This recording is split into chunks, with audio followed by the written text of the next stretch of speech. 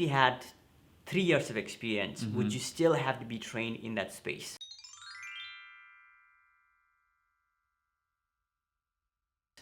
Absolutely. Right? And that's something I want people to walk out with is, even though you have experience, because the pharmaceutical, agriculture, science business has certain processes that you're not going to know. So you have to learn their processes, and every company has different processes and different ways of working, different maturity in Agile on how fast they can get the requirements and how that flows through the product development life cycle. So regardless of if you have the experience or not, usually there is a few weeks, almost a month of grace period that's there for you to really study the product, study the processes from a business analyst lens. Yep. And even if I can add to that, even in my company, there's several development teams.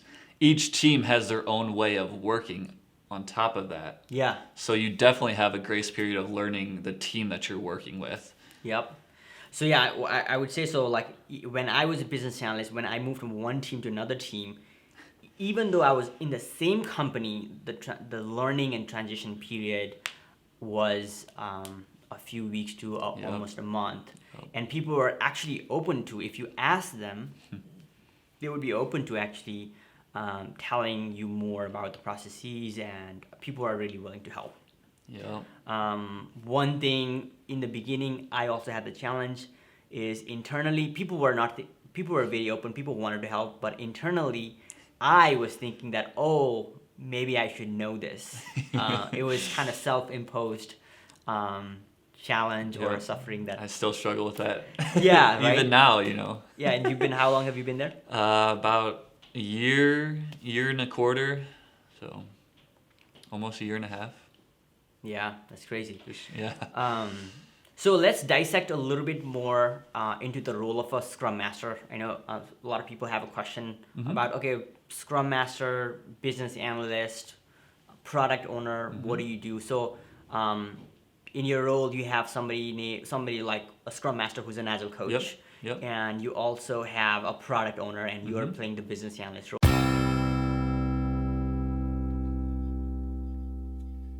So let's just zoom into the Business Analyst role. Okay.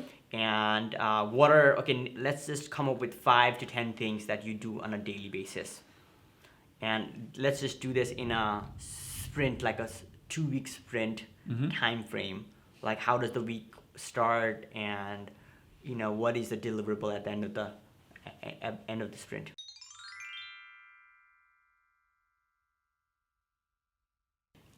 Yeah.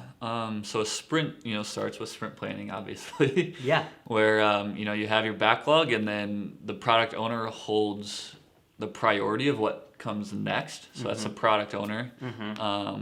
And you go with the team, I should say, and kind of just pull in, here's what's next from a business perspective. This is what they're kind of expecting. And you collaborate with the team. So it's not just, even though the product owner has that ownership, everyone that I've worked with collaborates with the team. It's not just them being the dictator. Yeah. Because there's a lot of technical implementation that might need to come first before they can kind of deploy something else from a. Got you. So that's obviously first.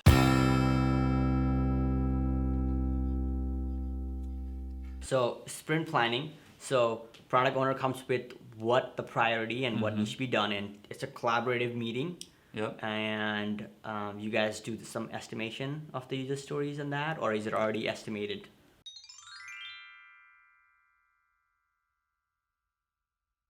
So the way we work, most of it's already estimated. Okay.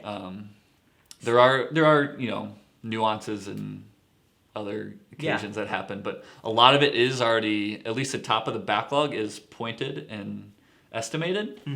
So we kind of just pull it in. Hey, does this make sense? This makes sense. This is what they need. Got you.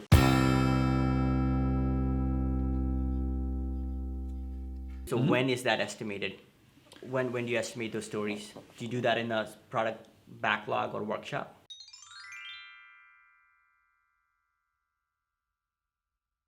A workshop. Yep, we call it workshop. So where we dig through the stories, make sure they're kind of worded correctly as a user. Blah blah blah blah.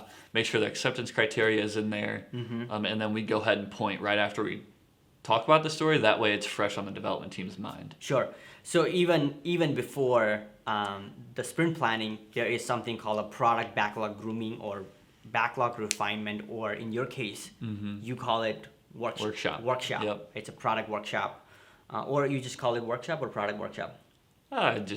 Workshop, product workshop. So in that meeting, you just have stories that has who, what, and why, and acceptance criteria. And one of the things that the product owner probably does is has the priority for what are the top 5-10 items. The definition of ready is met. So from that story elaboration, story refinement, or a workshop meeting, in the sprint planning meeting, you have some stories with priority, and then a team kind of comes together, discusses, maybe splits the user story if it's too big, understand what the scope of the work is, and understand the sprint goal. And then you guys say, okay, we all commit, like we feel pretty good about committing to the sprint goal.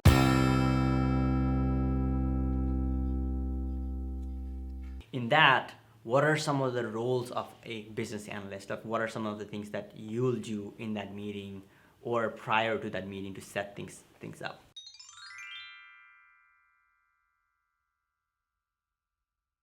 Yeah, so in my space, a lot of my product owners are very collaborative. So like I said, they're not the dictator. They actually ask my opinion. Hey, have you heard anything from the users that needs to be prioritized, or is there a bug that needs to get fixed before this feature actually? Got you. So we kind of collaborate. Usually it's within that meeting with the team there so that they can hear that dialogue. So I bring the perspective of a user typically.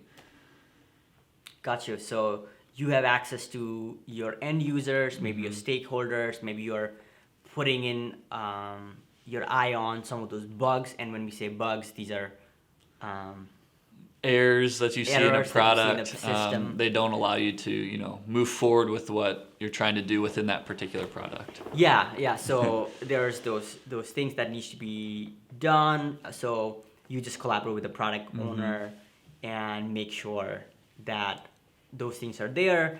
And maybe some additional things that if a user really wants something, hey, for this product, we really need this user story or feature, then maybe you can become that liaison or communicate with the product owner. Exactly.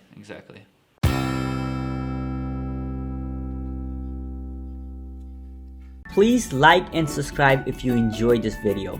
We will sure to come back with more exciting videos on Agile topics.